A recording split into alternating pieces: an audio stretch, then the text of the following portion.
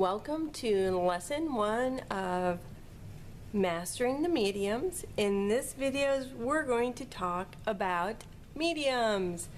This, obviously. So this video, this is the first part of lesson 1, and it is really an overview of what mediums are, what's available, what we'll be using in the class, as well as some basic information about brands and what to buy and things along that nature. Before we get started talking about everything on the table, I did just want to mention 2 quick items. One, this class really bore out of mine and Shirley's frustration about all of the different products that were coming on the market. It used to be that you could only buy art acrylic mediums in the art section, but now there are tons of companies that are offering different types of art mediums, and it gets really confusing as to what is the best item to buy and what does it do, and they're often named different things even though they're very similar. And so we wanted to delve into what all of these items are, and obviously this is just a small sampling of what we will be covering. I just wanted to make sure that I could go over a number of different brands. And really the second point I wanted to make was that we want to cover them all, and we want to cover them all from a crafter's point of view. So while we will be doing some mixed media projects in the class, we're also going to be doing some cards, some tags. We wanted to approach it from more of a crafter point of view versus an artist point of view. Because these products are so versatile, but they can seem a little overwhelming to someone who sees themselves as just a crafter and not an artist. And just is really the wrong word there. But if you're a crafter, you don't receive a whole lot of information on these products, and some of them are rather complex, and they're meant to be used in a specific way to get the best results. And so we really wanted to delve into that. So that's what this class is about. So without further ado, let's start looking at what we have here on the table. First of all, I want to take a quick look at some brands here. So you can see I have this retarder that is from Golden, and I have a matte gel here from Liquitex, and I do want to mention these two first.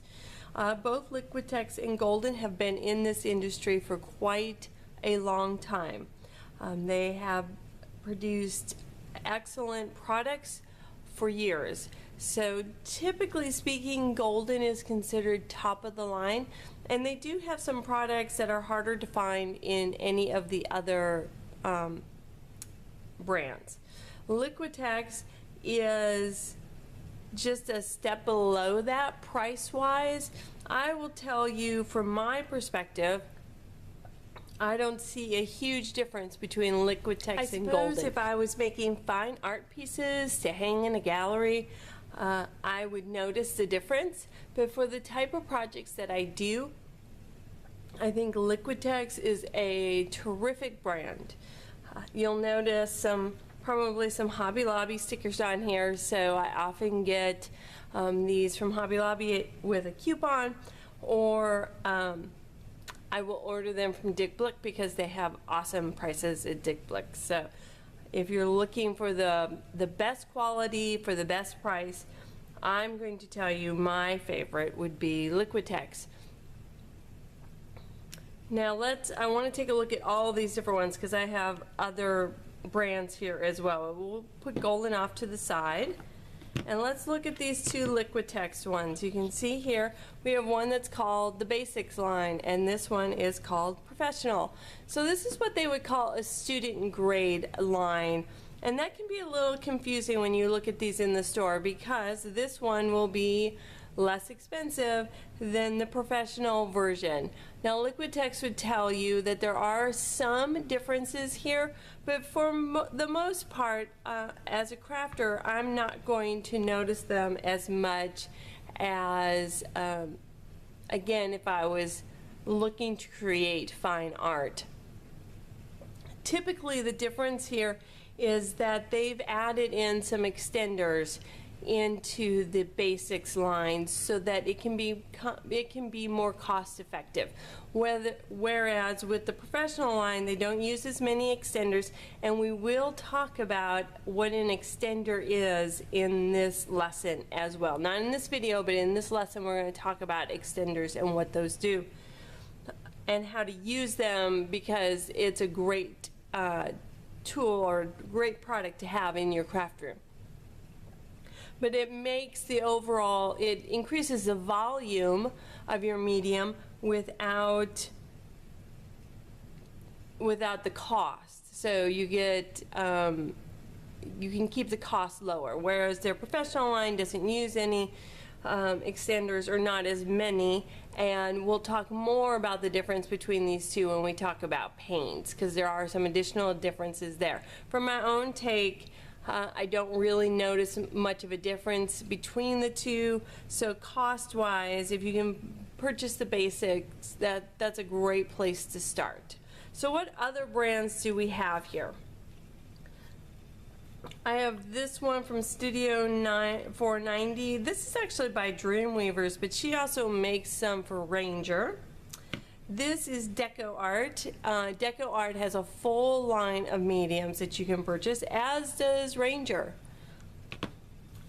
This one's by Faber-Castell, and they have a full line of art mediums that you can purchase. And then this one is really just a house brand for Hobby Lobby. I find it works just fine as a gesso. I also use Dick Blick gesso and enjoy that one as well. So a lot of different brands out there. What you find with some of these, particularly the Faber-Castell and the Ranger, is that oftentimes you will pay more per ounce than you would if you bought the bigger one, or if you go over to the art section. So you want to be careful that you are not overpaying for a brand that is specifically marketed to crafters. So sometimes the price, because they put it in such a small jar, and some of the Ranger ones are itty bitty tiny, the price per ounce then goes way up compared to using a bigger container. I will tell you, from my perspective, I find the Golden and the Liquitex to be higher quality than some of the other brands. I also find them to be quite stable, so it will sit on my shelf. I have one Liquitex that has been there for probably 7 or 8 years, and it still is just as good as it always was. So I find them to be very stable. So those are some of the brands that are out there. Like I said, before you pick up a Tim Holtz or Claudine Helmuth or Deco Art or Faber-Castell, just make sure you're not overpaying for it, because that kind of drives me crazy, because I got other things I want to pay for. So, and to get the best prices, like I said, I'm a price gal, so I'm looking to use a coupon, or like I said, I often buy them from Dick Blick because they have great prices. Liquitex can be found at Hobby Lobby. It can also be found at Michael's, and Golden now can be found at Michael's as well. Now they don't have the full line, but they have a good selection. So that's a good place to start. Okay, so let's talk about what a medium is and what you can do with it and what you can't do. So what is an acrylic medium? Well, basically, any acrylic medium is the base, the same base as your paint. They just don't have any pigment in them. So when I open up this one, it's very similar to a heavy body paint. In fact, my understanding is that it's exactly the same as a heavy body paint. It just doesn't have any pigment in it. This one is a matte gel, so it's going to dry with a matte finish. I also have a gloss gel, and that one dries to a gloss finish. any acrylic product is made up of about 3 components. One, they have water in them, so they are a water-based product, which is awesome compared to oil, so it's easy to clean up. 2, they have what are called polymers in them, and those are strands of molecules that are made up of smaller strands, and when the water evaporates, they create a binder that will stick to nearly anything. There are a few items that are hard to put acrylic paints on. You usually have to prime them before you can actually paint them. But acrylic paint and mediums will stick to almost anything. And so they're basically a mix of water and polymer or binder. That's the binder in it. Now these 2 products do not mix together well. They are like oil and water. They just don't mix together well, so they need an emulsifier. And an emulsifier is just something that binds it, holds it temporarily all together. A good example of that, if you do a lot of cooking, then you may have tried to make an oil and vinaigrette, or a vinaigrette that has oil in it. And you know you can shake it up and it'll stay together for a little while, but it's better if you add something in it to emulsify it. And that can often be mustard, sometimes sour cream or mayonnaise. All of those help to emulsify it. Well, in a medium, they use a chemical emulsifier that helps to create stability and holds everything together until your water starts to evaporate. And once the water evaporates, the medium or the acrylic paint will then bind to the surface. Now we're going to talk about mediums versus additives as well. So this is a medium. There are basically only 3 additives, and I'll talk about those in a minute. So all the retarder is an additive, but all the rest of these are in fact mediums. And the difference there is that a medium will change the working properties of paint, meaning it'll make it might make it thicker, might make it thinner, it might make it more translucent or transparent, might make it more opaque. It's going to give it some interesting effects without changing the binding properties of it, because there are binders added in here as well. So one of the mistakes that we often make when it comes to paint is that we want to add water to it to create more of a wash effect or to thin it out.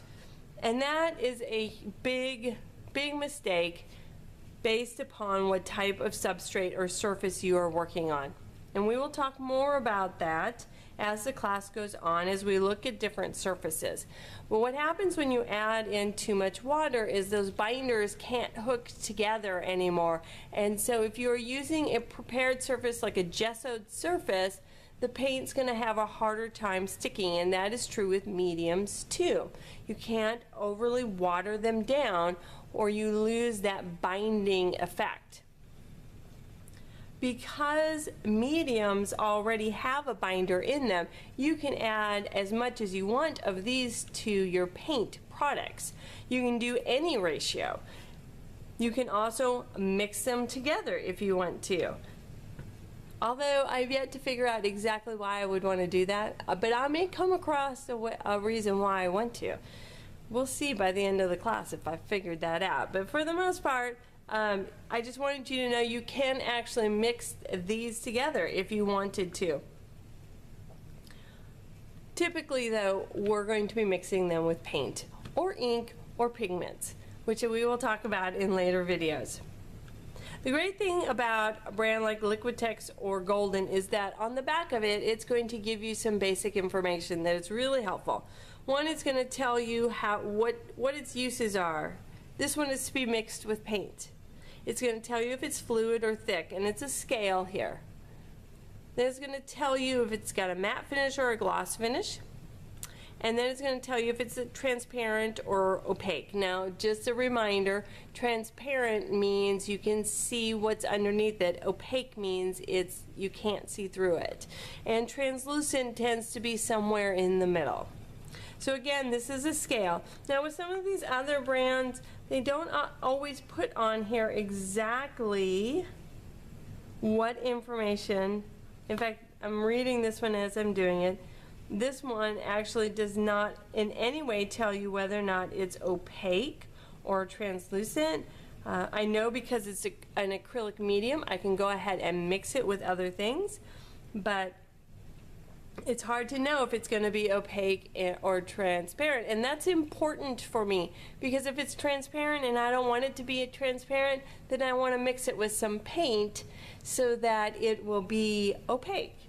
So we're going to talk about creating a sample book in this lesson so that you'll know before you start an actual project whether or not it's going to be transparent, semi-transparent, or opaque. So I kind of talked about, what are the properties of a medium, and there are so many different mediums. I'm going to talk in a moment about 13 different ones we're going to cover in this class, but they just provide such a huge variety of effects for your projects. Pretty amazing everything you can do with these. But before we move on to that, I want to talk about additives. So, yes, I have notes written down, otherwise I will forget. So, a medium changes the properties of your paint without changing the binding effects of your paint. So that means you can mix it in any ratio. I could use 1 part paint and 10 parts medium if I wanted to. It may affect the transparency. It will definitely affect the viscosity, and viscosity is how thick your paint is, so it'll definitely affect that. It may affect how slow or fast it dries, so it may have a lot of different effects on your paint, but it won't keep it from binding to the surface. That is different, whoops, let's set that down really hard, from a retarder. A retarder does not include an additive, and a retarder is one of the additives we're going to be covering. An additive does not include any binders at all. So you have to be careful about how much retarder you add, or additives you add to any paint. And yes, this is just a bottle of craft paint, which you can add to any one of these, including a retarder. So on the back of these, it will tell you the ratio that you can use to your paint so that it will remain stable. Like I said, there are basically 3 additives. A retarder, which will slow down your paint drying time. Then you have a flow aid additive, which will make your paint more pourable. And then you have a gel additive, which does the opposite. It makes it thicker. So that's a great way to take just a really basic paint and get a lot of different varieties out of it. The other great thing about additives is it does not change the properties of the paint, the pigment in the paint. So the intensity of the paint will remain the same. You won't wash it out. It'll still be exactly the same as if you took it right out of the bottle.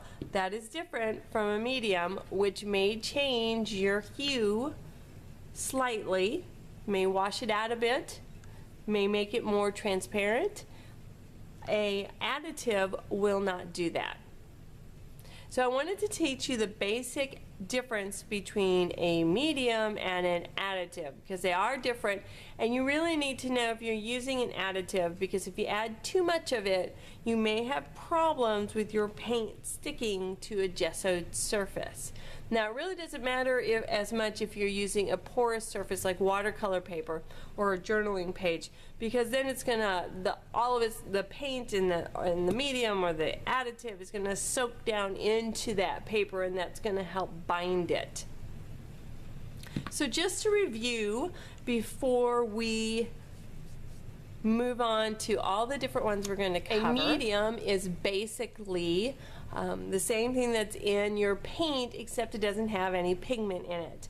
There are mediums to do a host of different things, and they can be added to any acrylic paint. They cannot be added to oil paint, just so you know. Can be added to any acrylic paint and any ratio. and they will continue to be very stable. There are tons of different brands out there, so make sure you comparison shop and get the best deal. Liquitex and Golden are the biggest players and have been around for quite some time, decades really, and so they create a really good product for crafters and artists alike. In the next video, I'm going to go ahead and go over all the different mediums that we're going to, and additives that we're going to be using in the class. So I hope that you have a better understanding of what mediums are and where to buy them and what to purchase, and I hope that you feel a bit more confident when you walk down the art supply aisle, because I know the first couple times I did it, it was really intimidating, but once you have a good understanding of what they are and how they're used, it's much easier to walk down that aisle with confidence. So in the next video, I'm going to talk about everything we're going to cover in the class, and as well as we're going to take a look at a sample book, and then we'll move on into the second part of lesson 1, which will be paint. If you have any questions about any of the products that I used here or any of the concepts that I talked about, please be sure to let us know. There's a spot at the bottom of the page to post your questions. We would love to know them. We are always happy to help.